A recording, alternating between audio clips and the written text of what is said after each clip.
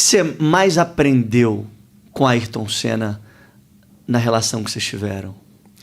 Olha, eu nunca vi alguém tão determinado, alguém tão comprometido com a perfeição como ele. Ele era uma pessoa assim muito concentrada em sempre se aperfeiçoar. E sofria muito com isso. Ele sofria, ele teve que renunciar parte da vida dele por causa dessa busca, esse comprometimento que ele tinha em ser sempre melhor. Cometeu muitos erros, mas eu nunca vi alguém tão arrojado. E o Senna era uma pessoa que, quando não estava nesse modo perfeição, nesse modo competitivo, era um cara sarrista, brincava com tudo, fazia piada de tudo, um cara muito divertido. Mas quando ele estava ali, entendeu, focado no objetivo, ele se transformava totalmente. E ele atingia assim, um nível de concentração assustador. Ele era um outro ser humano. O Senna descontraído não parecia aquele Senna totalmente comprometido com ser melhor. E ele era muito competitivo e muito perfeccionista. Então, isso trazia muitos ensinamentos. E ele fez com que o Brasil, um país tão carente de educação, vencesse em um mundo tão sofisticado tecnologicamente, né? Então, ele trouxe assim, uma inspiração muito grande. Mas acho que o principal ensinamento que o Senna trazia é jamais se acomodar.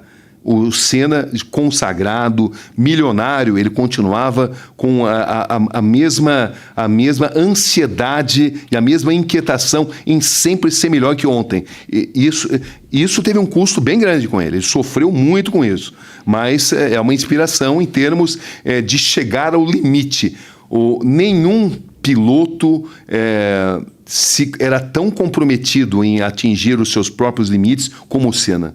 Eu já convivi com muitos pilotos, com Schumacher, com Alain Prost, com Nigel Mansell, com Nelson Piquet, todos brilhantes. Mas eu nunca vi alguém que conseguia reunir nessa mesma equação talento e comprometimento com a perfeição como ele. Ele era sempre o último cara a tirar o pé do acelerador naquela curva mais arriscada. Ele era o cara que estava sempre no limite e, por isso, pagou um alto preço, né? Porque ele pilotava um carro que foi onde ele precisou fazer uma gambiarra ali, que em condições normais ele não deveria ter aceito, mas ele estava sempre comprometido com a perfeição. Enfim, aquele fim de semana foi um fim de semana muito fatídico, mas o que o Senna sempre me trouxe foi isso, a busca pela perfeição e o comprometimento com a qualidade.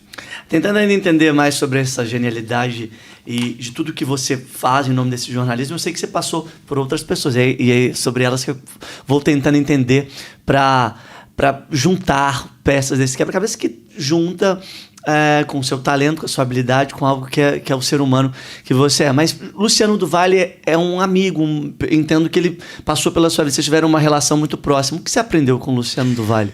Olha, o Luciano do Vale era um cara que se você jantasse com ele, almoçasse com ele, ou tomasse um cafezinho com ele, você ia ficar assim, absolutamente fascinado e empolgado com qualquer projeto. Nunca vi alguém com tamanho poder de transformar tudo em ouro. Tudo que ele tocava virava ouro, o poder de Midas mesmo. Ele tinha esse poder. Ele fez coisas na estrutura esportiva do Brasil inimagináveis, como, por exemplo, fazer o hóquei sobre patim da audiência, fazer o vôlei existir, porque o vôlei tinha um nível assim muito pouco significativo. Quando ele começou a transmitir, o vôlei explodiu no país. Ele fez a mesma coisa com o sinuca, ele fez a mesma coisa com a seleção de veteranos, enfim, porque ele tinha uma visão privilegiada e ele era um homem sempre adiantado em relação ao seu próprio tempo, um homem à frente do seu próprio tempo, porque ele enxergava aquilo que o público de fato queria antes o público saber que queria aquilo, entendeu? E ele conseguia empolgar todo mundo com isso. Era um grande amigo, uma pessoa muito ética, uma pessoa muito humana, uma pessoa que tinha um poder de unir a equipe.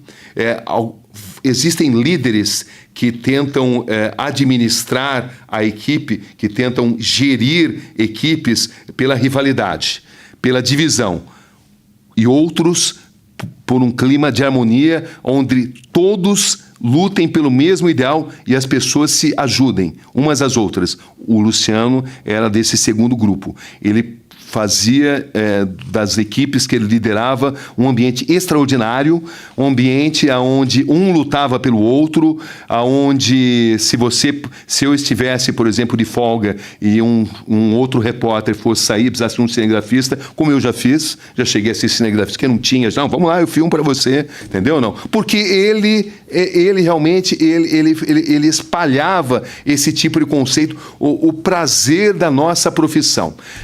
O prazer da nossa profissão não pode ensejar apenas bens materiais, apenas bens de vaidade. Ele precisa ser algo mais, uma doação para com o mundo, né? Porque nós exercemos uma profissão privilegiada. Nós podemos mudar o mundo para melhor. E o Luciano do Valle, ele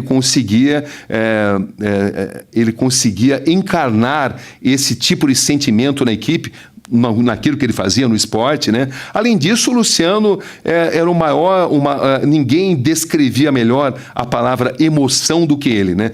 Tudo com ele tinha profunda emoção. Então, se em algum momento eu estivesse desanimado, eu pensava no comprometimento e na empolgação do Luciano do Valle.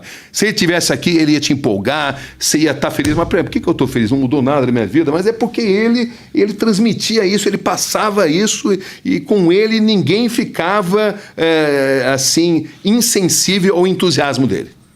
Era impressionante.